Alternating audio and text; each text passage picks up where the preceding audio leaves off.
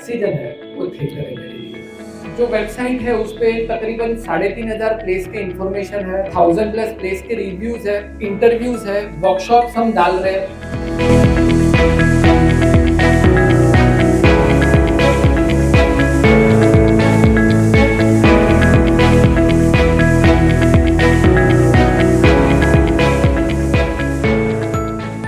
हमारे जो गेस्ट है श्री भाविक शाह, उनका स्वागत किया। हम जिनसे बहुत दिनों से मिलना चाहते थे, हमारी प्यारी मैम नेहा मैम जी, तो वो आई हैं। तो मैं उनसे एक छोटा सा अनुरोध करना चाहूँगी कि सर का पुष्पगुच्छ देकर स्वागत उल्टा करें। होना चाहिए। और thank you very much. Thank you, thank you, thank you ma'am, thank you. और मैम का भी बहुत बहुत स्वागत, और हमारी पूरी टीम आपका स्वागत करती है। और हम थोड़ा और समय निकाल कर आपसे ये बात करें। तो अभी हम अभी का इंटरव्यू शुरू करते हैं। Sir please have a seat. आजकल सोशल मीडिया पे कैसे दिखना है वो बहुत इम्पोर्टेंट। हम जैसे कि आप सभी को पता है, अगर हमें अभी आप किसी के बारे में जानना है तो उनका सोशल मीडिया अकाउंट ही देखते हैं। तो जब हम भाविक सर का सोशल मीडिया अकाउंट देखते हैं तो हमें वहाँ पे क्या दिखता है? वहाँ पे उनकी पहचान है digital media consultant, online media strategist, IT consultant. और वो ब्रांडिंग के लिए बहुत ज़्यादा काम करते हैं, मार्केटिंग सॉल्यूशंस के लिए काम करते हैं, सॉफ्टवेयर डेवलपमेंट में काम करते हैं, पीआर का काम करते हैं। Fifth quarter info media private limited नाम की उनकी कंपनी है, और उसके तहत वो और भी कुछ काम करते हैं। जब हम ये सारी इंफॉर्मेशन देखते हैं तो आप सभी के दिल में ये ख्याल ज़रूर आएगा कि फिर आज यहाँ एंटरटेनमेंट के मंच पे वो क्या कर रहे हैं।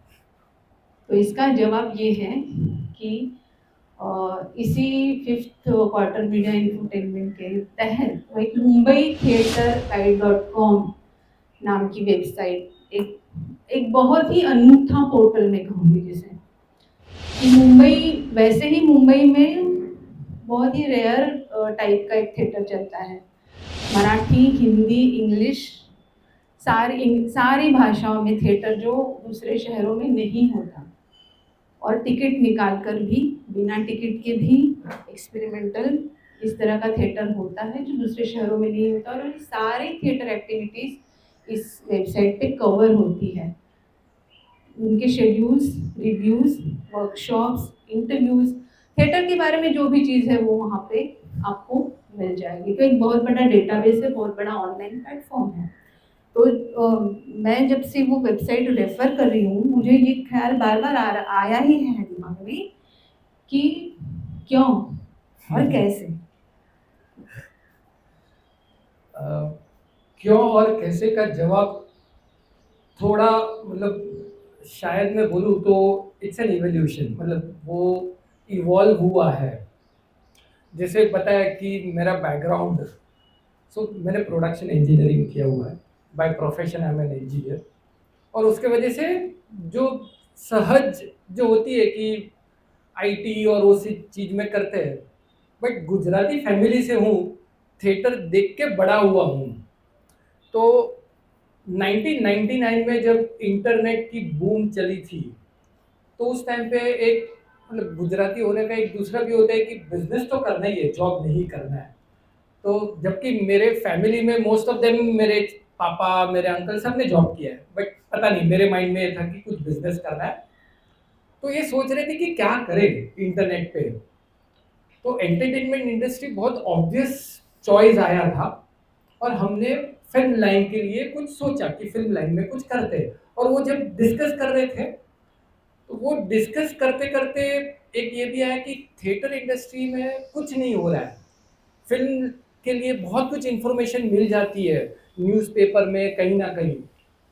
और उस दौरान हमारे नेबर के उनके जो जमाई होते हैं, वो थे गुजराती थिएटर के बहुत बड़े, जो लेखककार या उनके पत्रकार बोलते हैं जिनका नाम था निरंजन मेहता, जिनका नाम है निरंजन मेहता।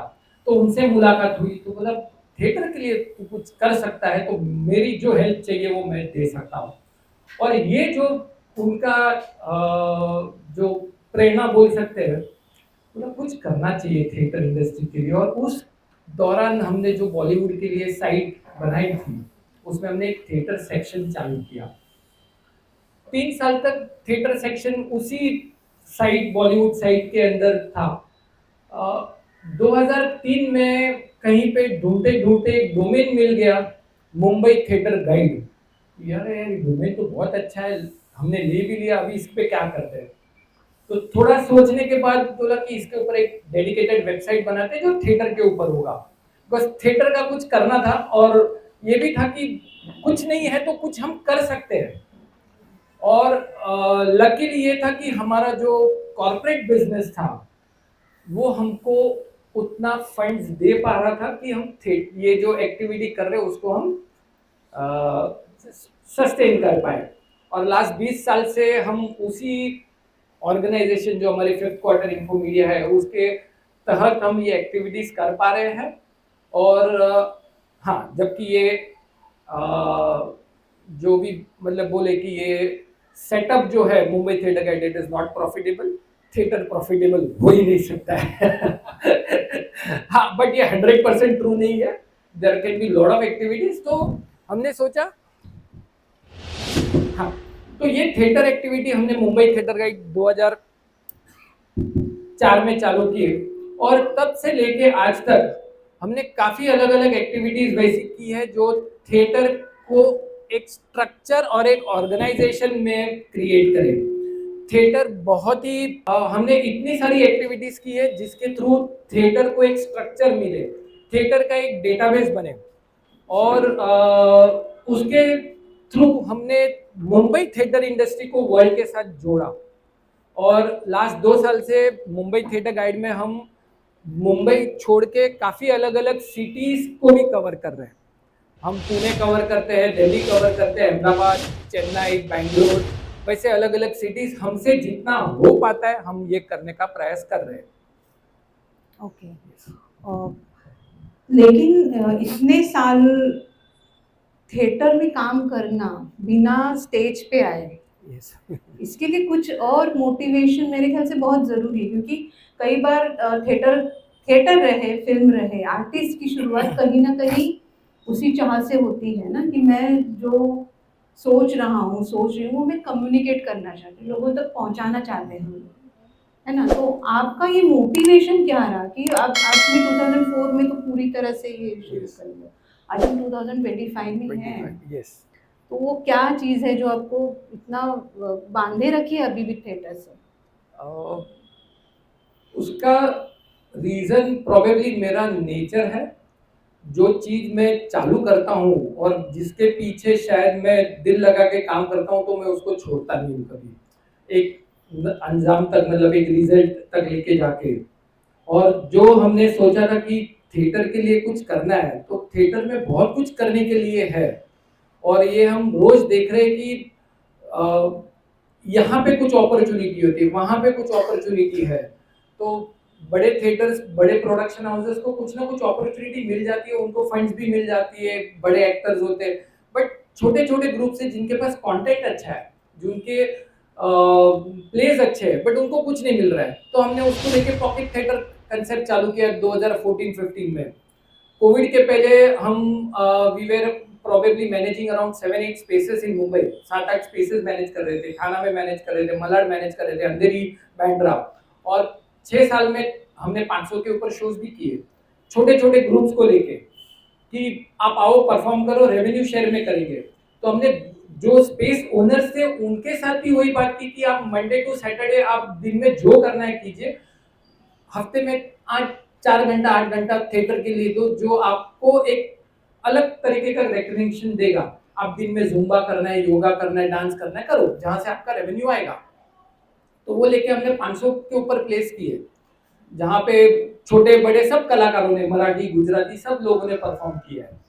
तो कभी वैसा भी था कि 2 जन की ऑडियंस, बट प्ले हुआ।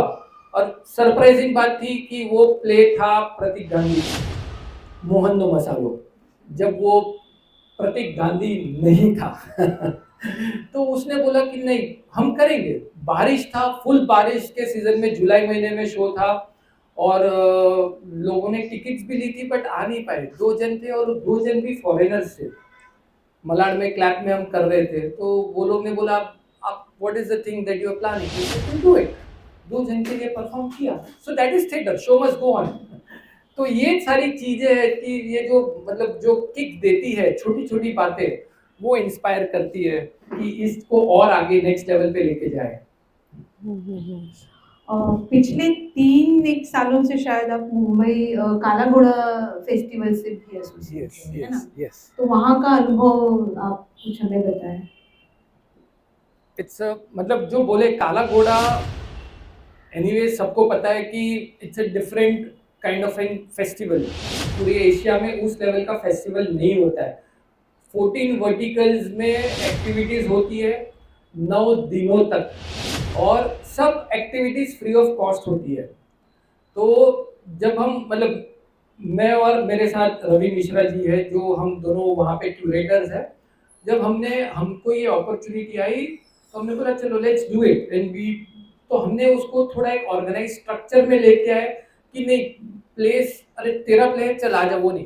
Call for entries proper structure के थ्रू, इवेल्युएशन सब प्रोसीजर के थ्रू लेके आए। और वहाँ पे जो लोगों का रिस्पॉन्स है अमेजिंग। मतलब एक साल ऐसा था कि गोवा से कुछ 11-12 स्टूडेंट्स आए थे, हम काला घोड़ा फेस्टिवल स्टडी करने आए कि क्या हो रहा है। मतलब वाह, सरप्राइजिंग, गोवा से आप यहाँ पे 10 दिन आते हो कुछ स्टडी करने के लिए। एक साल वैसा था कि थाने का कोई कपल था जिन्होंने कोलाबा में कोई होटल में रह रहे थे, और वो 9 दिन काला घोड़ा फेस्टिवल रोज कुछ ना कुछ अटेंड कर रहे थे। वैसे भी ऑडियंस है जो ऑलमोस्ट हर शो में देखने मिलते हैं। हम यहाँ पे जो नाटक हो रहे हैं वो हमको कहीं और यूजुअली देखने नहीं मिलते हैं। और दूसरी बात ये कि सब शोज वहाँ पे फ्री होते हैं, तो लोगों को ये भी है कि यार इतने अच्छे प्लेस जो हमको रेगुलरली देखने नहीं मिलते हैं, वो हम यहाँ देखने मिलते हैं। सो वो चीज हमने वहाँ पे काला घोड़ा में लाने का प्रयत्न किया है, और लास्ट 3 साल से ऑन एन एवरेज 9 दिन में हम 30 से 35 शोज करते हैं।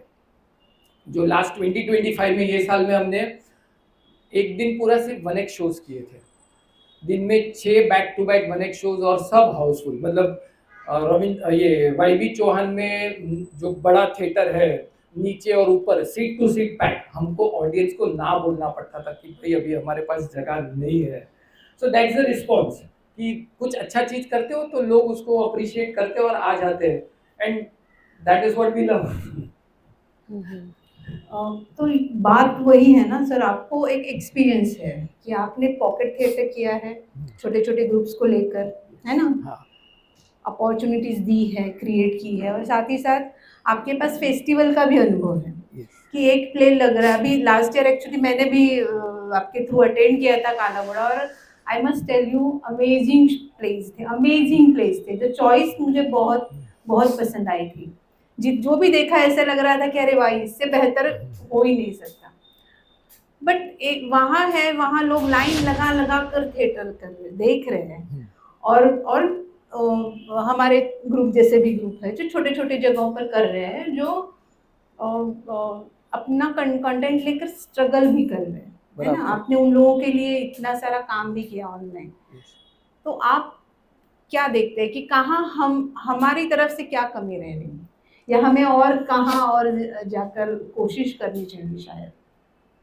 सो एक डेफिनेटली मुंबई थिएटर गाइड पे आपका इंफॉर्मेशन होना चाहिए, जो हम सबको फ्री ऑफ कॉस्ट देते हैं कि आपके परफॉर्मेंस की लिस्टिंग्स, आपके वर्कशॉप्स की लिस्टिंग्स आप फ्री में डाल सकते हो। हम कोई भी चार्ज नहीं करते। हाँ, थोड़ा ब्रेड एंड बटर के लिए हम पेड एक्टिविटीज उनको देते हैं कि दैट्स ऑप्शनल, वो ये नहीं है।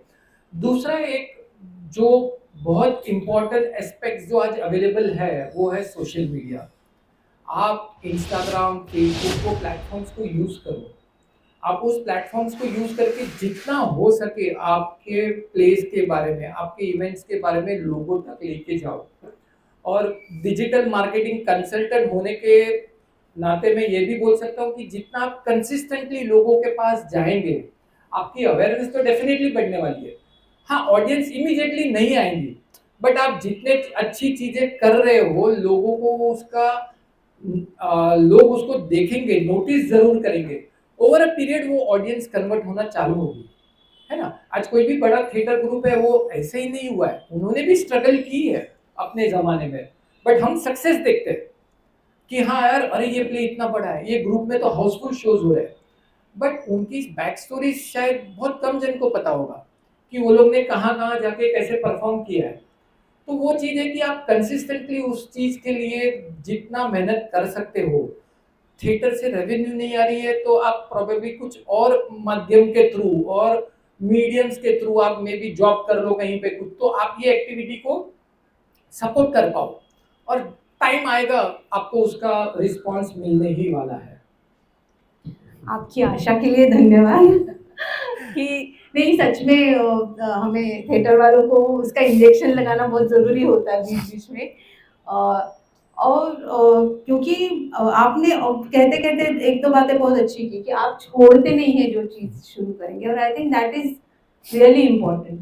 जो जब भी हम कोई भी सफ़र शुरू करते हैं, कोई भी चीज़ करना शुरू करते हैं, कई बार रिस्पॉन्स नहीं आता, लोगों के साथ कनेक्ट नहीं हो पाते, तो हम निराश होकर उसे छोड़ देते हैं। तो हमें छोड़ना नहीं चाहिए। और अब है, अभी है, हम सोशल मीडिया के ज़माने में इसको क्या करेंगे।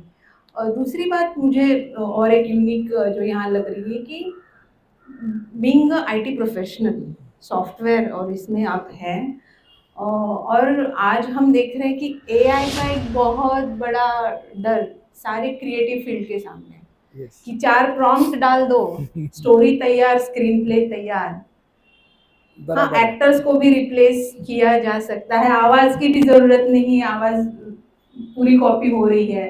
किशोर कुमार की आवाज़ में आपको सैयारा गाना सुनने मिल रहा है।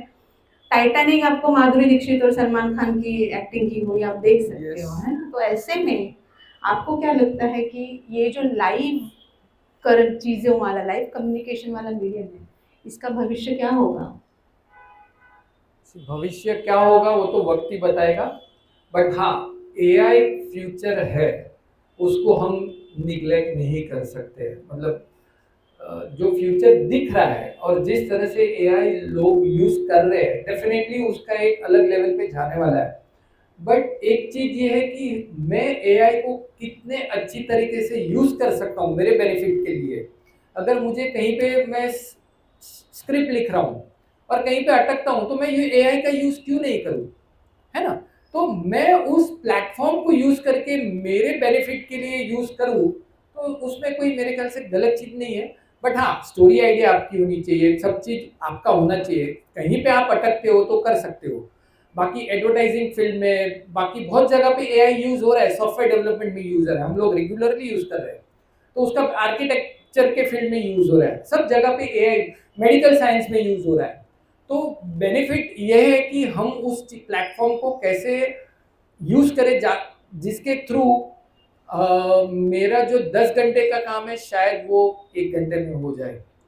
तो हमको एआई को एडप्ट करके आगे जाना है, बट एआई, हाँ, फ्यूचर डेफिनेटली पता नहीं है। हम जो फिल्म्स देखी है हमने, जहाँ पे आई रोबोट्स और वो सब, जो वो हो सकता है, बिकॉज एआई अगर ह्यूमन इंटेलिजेंस, वो इंटेलिजेंस ही नहीं रहेगा। एंड ये बहुत जल्दी होने वाला है, क्योंकि हम देखते हैं लोग आज मतलब दिमाग यूज करना छोड़ रहे हैं। सब चीज क्या हुआ, मैं डाल देता हूँ चैट जीपीटी, ओपन या सब जगह पे, तो वो नहीं करना है। मेरा इंटेलिजेंस तो चाहिए ही ना मुझे। वो इंटेलिजेंस खत्म हो गया तो then we are lost. Then I think life की इम्पोर्टेंस बहुत बढ़ेगी। यस, लाइफ की इंपॉर्टेंस बढ़ेगी, पीपल जिनको चाहिए। एक समय ऐसा आएगा जब वो देख देख कर लोग परेशान होंगे। हाँ, और true. कहीं ना कहीं किसी से बात करना चाहते हैं, Yes. किसी की बात सुनना चाहते हैं, और सचमुच किसी व्यक्ति को देखना चाहते हैं। यस, और आउट ऑफ द बॉक्स वाली जो सारी है वो तभी संभव है जब हम एक साथ बैठे Yes. और कुछ नया हाँ. क्रिएट करें। राइट, वहाँ पे वही करेंगे जो हो चुका है, उसका एक्सटेंशन है। तो life, coming to the life thing, life का इम्पोर्टेंस रहेगा, बट हमको उसको कंसिस्टेंटली चालू रखना है। मतलब हम आज एक चीज हमने जो कोविड के बाद देखी कि बहुत सारे जो प्लेस है उसका परफॉर्मेंसेस कम होने लगा क्योंकि ओटीटी आ गया। घर बैठे रात को 12 बजे भी मुझे एंटरटेनमेंट मिल रहा है। बट लाइव परफॉर्मेंसेस की एक मजा है, तो वो हम अगर उसको चालू रखेंगे तो डेफिनेटली पीपल विल कम, हमको उन तक पहुंचना है। मतलब जो पॉकेट थिएटर का जो कंसेप्ट था कि थिएटर लोगों तक जाए, ना कि लोग थिएटर तक जाए। मतलब आज अच्छे थिएटर देखने जाओ तो यूजुअली अंधेरी के उस पार ही है। तो आप मुलुंड में रहते हो, आप बोरीवली रहते हो, विरार रहते हो, तो वहाँ के लिए थिएटर पॉसिबल नहीं है। तो क्या वैसी कुछ अपॉर्चुनिटीज हो सकती है, जैसे ये एक स्पेस है, वैसे कुछ सबब्स में हो, विरार में हो, जहाँ पे छोटे छोटे परफॉर्मेंसेस हो, तो वहाँ के लोगों तक हम पहुँच पाए। तो ये एंगल पे सोचेंगे तो थिएटर डेफिनेटली जिंदा रहेगा, क्योंकि लाइव एक्सपीरियंस एक अलग ही एक्सपीरियंस है। वहाँ पे परफॉर्म करना, उसको देखना एक अलग ही एक्सपीरियंस है। तो वो एक्सपीरियंस लोगों को देना ही है। मतलब हम देना बंद कर देंगे तो वो लोग नहीं लेंगे, है ना। उनके पास तो 50 ऑप्शन अवेलेबल है ही। तो एज अ थिएटर फ्रेटर्निटी हमको वो देखना है कि हम वो एक्सपीरियंसेस लाइफ कितना चालू रख सकते हैं। हम्म। मतलब हमें कोशिश करते रहना ही है कि, और हम कर भी रहे हैं कि कहाँ कहाँ छोटे छोटे Yes, पॉकेट्स है वैसे है। और लेकिन हाँ, जो एक जिंदा कम्युनिकेशन का मजा है ना, जो इसीलिए अभी आप भी मेरे ख्याल से ई नाट्य चौपाल और ई इंटरव्यूज वगैरह काफी आपके इस पे होते हैं। हाँ। लेकिन जो अभी एक माहौल बन रहा है, हम आप लोगों को देख पा रहे हैं, आपसे कम्युनिकेट कर पा रहे हैं, ये एक अलग ही मजा है। आपकी ये जो थिएटर गाइड की पूरी टीम है ना, तो वो सारे ही ऐसे मोटिवेटेड है थिएटर को लेकर, और या ऐसा भी होता है कभी कि क्या फिर कोई एक्सपीरियंस ही लोग वहाँ पे आप लेते हैं? सो कोई एक्सपीरियंस लोग हमने जमा नहीं किए। मतलब जो टीम है हमारी, दे बीन मोटिवेटेड। उनके साथ हमने एक चीज की है कि एक चीज पे तुम काम कर रहे हो, उसका रिजल्ट ये आने वाला है, तो वो रिजल्ट उनको मोटिवेट करता है। और उस चीज को हम भी इंटरनली टीम को मोटिवेट करते रहते हैं कि ये देखो ये हो रहा है, ये हो रहा है। तो आप रिजल्ट जब देखते हो, मे बी छोटा रिजल्ट है, इट कुड बी फाइन। हम हर हफ्ते न्यूज़लेटर भेजते हैं थिएटर अपडेट्स का। तकरीबन 65,000 लोगों तक जाते हैं अक्रॉस इंडिया एंड काफ़ी इंडिया के बाहर भी। तो वो कितने लोगों तक पहुंचा, वो भी एक एक्साइटमेंट है।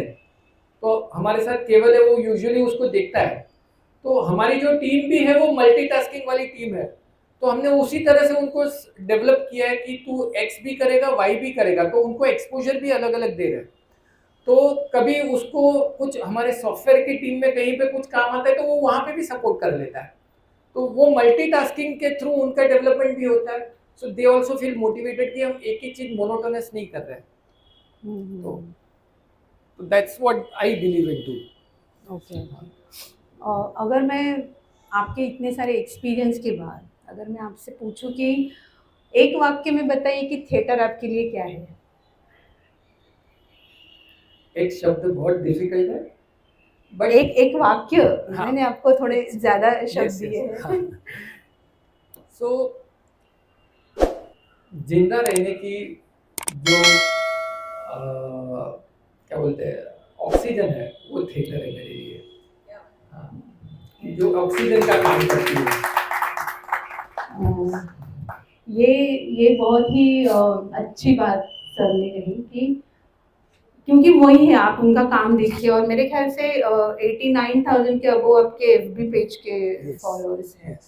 तो काफ़ी सारी फॉलोइंग और ये सारी चीज़ें हैं। और एक बात जो मैंने सीखी है आज तक और जो मैं आपको करते हुए देख रही हूँ कि कंसिस्टेंटली उस चीज़ों को करना, है ना। कई बार हम सोचते हैं कि मुझे करना है, मुझे करना है, लेकिन कर नहीं पाते या करते नहीं है। तो भाविक जी वो कर रहे हैं। सो थैंक यू सो मच कि आप ये कर रहे हैं। और आपके माध्यम से हम फिर ये कहना चाहेंगे कि इस तरह के जो भी प्रयास हो रहे हैं मुंबई में थिएटर को जिंदा रखने के या फिर जिंदा लोगों से बात करने के, तो उसको उन सारे प्रयासों को जीवन दान देने के लिए आप मुंबई थिएटर गाइड से जुड़िए, हमसे जुड़िए, हम आगे क्या कर सकते हैं, है ना, उस पर हम शायद बात करें। आपकी जो टीम है मुंबई थिएटर गाइड की, वो उसका अगर एक यूएसपी पूछा जाए या यूनिक पॉइंट पूछा जाए कि किस वजह से Mumbai theatre guide the Mumbai theatre guide बना है, तो आप क्या कहेंगे? बहुत सारी बातें हैं। एक तो जो मुंबई थिएटर गाइड सिर्फ एक वेबसाइट नहीं है, हमने अलग अलग बहुत सारे प्रयोग किए हैं अलग अलग जगह पे। एक ऐसा प्लेटफॉर्म जो हमने बनाने का प्रयास किया और उस पे हम कंसिस्टेंटली काम कर रहे हैं। तो हमने की नाट्य चौपाल मतलब जब पॉडकास्ट शब्द नहीं था तब हमने ऑनलाइन इंटरव्यूज किए थे और काफ़ी अलग अलग लोगों के इंटरव्यूज हैं जो आपको यूट्यूब पे देखने मिलेंगे। लॉकडाउन में भी हमने थिएटर को जिंदा रखने का प्रयास किया। तकरीबन 6 महीने में जब लॉकडाउन इनिशियल था, मई महीने से लेके सितंबर तक हमने ऑनलाइन 35 प्ले रीडिंग और प्ले परफॉर्मेंसेस करवाए लोगों से अलग अलग भाषाओं में। आज भी हम रेगुलरली इंटरव्यूज करवाते हैं लोगों के, जिसके थ्रू एक वैसा आर्काइवल शायद क्रिएट हो कि शायद 20 साल बाद कोई पूछे कि यार ये व्यक्ति ने क्या किया अपने लाइफ में, तो कहाँ पता चलेगा। तो हम वो उस प्लेटफॉर्म के थ्रू वो कर रहे हैं। दूसरी जो वेबसाइट है उस पे तकरीबन 3500 प्लेस के इंफॉर्मेशन है और 1000+ प्लेस के रिव्यूज है, अलग अलग इंटरव्यूज है, वर्कशॉप्स हम डाल रहे हैं। तो ये सारी चीजें जो है वो शायद कोई और प्लेटफॉर्म पे नहीं है और यही हम ट्राई करते हैं और उस पर काम करते हैं कि ये चीज़ हम और उसको एक अलग अलग लेवल पे लेके जाए। तो जो हम मुंबई को कवर कर रहे थे वही चीज़ अभी हमने अलग अलग सिटीज़ पे भी कवर करना चालू कर दिया है। हाँ, हमारे पास उतनी बड़ी टीम नहीं है कि हम हर सिटीज़ में रिप्रेजेंटेटिव रखें, बट प्रयास कर रहे हैं। थिएटर ग्रुप्स को बोल रहे हैं कि आप इन्फॉर्मेशन भेजो, हम डेफिनेटली कवर करेंगे। एंड काफ़ी अलग अलग पूना से, बैंगलोर से, कोलकाता से, अहमदाबाद से लोग भेजते हैं रेगुलरली, हम उनको भी कवर करते हैं। और हो सके तो वहाँ के कोई रिपोर्टर्स के भी थ्रू कनेक्ट करके हम वहाँ पे प्ले रिव्यूज भी कर रहे हैं, इंटरव्यूज भी कर रहे हैं। तो ये सारी जो चीज़ें हैं, जो उस चीज़ों को शायद अगर हम एक बॉक्स में डालें तो वो box the Mumbai theatre guide हो जाएगा। तो आज ऑलमोस्ट 24 इयर्स के बाद ये सब ये करने के बाद आपको वो ऐसा कुछ याद है? अब आपने कहा कि आपका बचपन ऐसे गुजराती थिएटर देखते हुए गुजरा है ना? तो कुछ याद है वहाँ से कुछ कि देखा था? और बहुत बार हमें याद होता है कि हम उस मीडियम की तरफ कब हमने उसे चुना। तो ऐसा कुछ अ, साझा कर सकते हैं आप? तो एक गुजराती प्ले जो मुझे बहुत मतलब चित्कार करके एक प्ले, मतलब जिसको पता हो, सुजाता मेहता का, बराबर है। तो वो प्ले ओपन ग्राउंड्स में होता था, 3-3, 4-4, 5-5 हजार के कैपेसिटी के, मतलब। और वो प्ले वैसा था कि सुजाता मेहता प्लेज मतलब एक साइकोलॉजिकली इम्पैक्टेड वुमन का, और उसके प्ले का जो इम्पैक्ट वैसा था कि डॉक्टरों ने उनको बोल दिया था कि सुजाता तू ये अगर बहुत रेगुलरली अगर इसके बहुत ज़्यादा परफॉर्मेंसेस होंगे तो ये तेरे मेंटल हेल्थ पे इफेक्ट करेगा। बट वो प्ले जब देखा तो बोला ये क्या, मतलब ये प्ले इतना बड़ा भी हो, मतलब म्यूजिकल शोज के जैसा। तो बोरीवली में वो प्ले था जो मैं देखने गया था, तो वो एक छवि मेरे में आज भी दिमाग में है। बट हाँ, उस चीज को लेकर ऐसा नहीं था कि मैं थिएटर में कुछ करूंगा, बिकॉज मेरा बेसिक नेचर में बहुत शायद मैं पर्दे के पीछे शायद काम करना ज्यादा पसंद करता हूँ और इतने साल वही किया है मैंने। हाँ, कि बट जो काम है वो दिखना चाहिए, मैं शायद नहीं दिखूं तो चलेगा, बट जो काम हम कर रहे हैं वो लोगों के बेनिफिट के लिए होना चाहिए। So that is what we try to bring on board. अ, ऐसा हर मोमेंट आपको भी सुनने वालों को याद आया होगा कि उस क्षण हम जुड़ते हैं उस माध्यम से। और कहा जाता है कि कोई भी कला सिर्फ जैसे हम ऑडियंस की बात करते हैं, सिर्फ लोगों के साथ नहीं बनती। राजाश्रय और लोक मराठी में एक वाक्य मैंने सुना था कि चांगल्या थिएटरसाठी लोकाश्रय आणि राजाश्रय या दोन्हीची गरज है। मतलब लोगों का भी सपोर्ट चाहिए, एज अ गवर्नमेंट का भी, पूरे आपकी सोसाइटी का भी एक सपोर्ट होना चाहिए, तो ही कलाकार आगे बढ़ेंगे। और भाविक जी जैसे कुछ लोग हैं जो पर्दे के पीछे रहकर थिएटर कम्युनिटी को आज बहुत हेल्प कर रहे हैं। और वही चीज़ है कि हम छोटे मोटे जो करते रहते हैं, हम बहुत बार रोते हैं क्योंकि पॉकेट से पैसे जाते होते हैं, लोग नहीं आते हैं, रिकग्निशन नहीं होती है। तो you are one of the कि जो हमें प्रेरणा देते हैं कि नहीं, हमें करना चाहिए, हमें इसका मजा लेना चाहिए जब तक कि हम जिंदा हैं और इस जिंदा माध्यम का अनुभव ले रहे हैं। सो thank you so much overall पूरी थिएटर फैटर्निटी की तरफ से कि आप जो मुंबई के और ओवरऑल इंडिया के थिएटर के लिए जो भी कर रहे हैं उनको प्रमोट करने के लिए, और आप आगे भी ऐसे ही अच्छा काम कीजिए और मिलकर भी हम शायद कुछ और चीज़ें कर सके थिएटर के लोगों के लिए। सो thank you so much, Most thank welcome. You thank you thank you. Most welcome. और आप में से किसी को अगर सवाल करना हो भाई जी से, उनके काम का स्वरूप तो आपको पता चल ही गया है, तो आप जरूर कर सकते हैं। आपका डाटा कितना सो अलग अलग चीज़ों का अलग अलग है। सो हमारा जो मेल्स जो जाते हैं एवरी वेडनेसडे हमारे मेल्स जाते हैं, that is around 65,000 people. Social media पे तकरीबन हम 9 से 10 लाख लोगों तक एवरी मंथ पहुंचते हैं, और वेबसाइट पे भी उसी तरह से दिन के तकरीबन 1500 से 2000 लोग आते हैं इंफॉर्मेशन। तो अलग अलग मीडियम्स पे अलग अलग डेटा है। एक सवाल पहले भी इससे आया था मेरे दिमाग में, जैसे बुक माई शो की एक साइट है ना, आज मुझे टिकट बुक करना है नाटक का, मूवी का, हम बुक माई शो पे जाते हैं। Yes. तो आपका ये जो इतना डेटा है, इतना ये सब है, लेकिन हम टिकट नहीं बुक कर पाते ना उस पर। डेफिनेटली टिकट तो नहीं बुक कर सकते।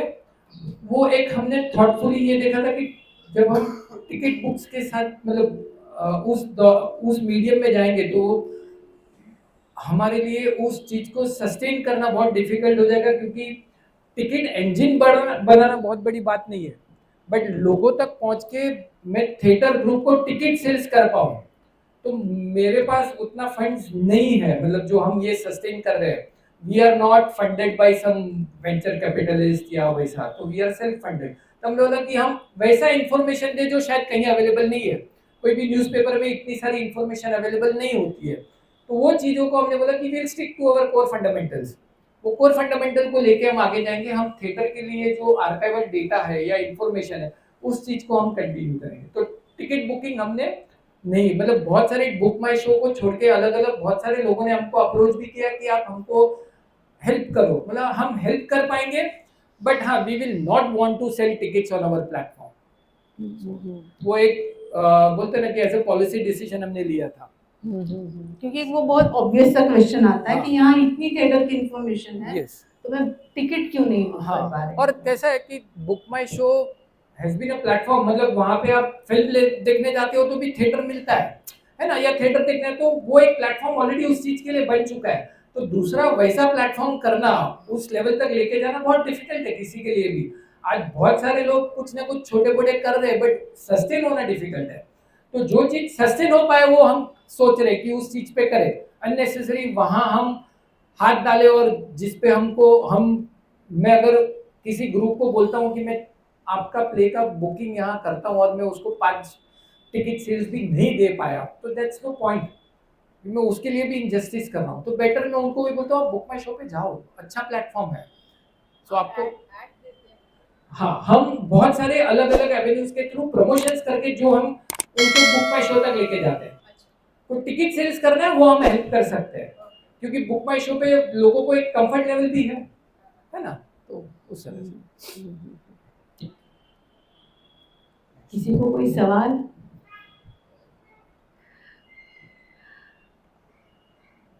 सब आपका काम देख के ही सब चुप हो गए।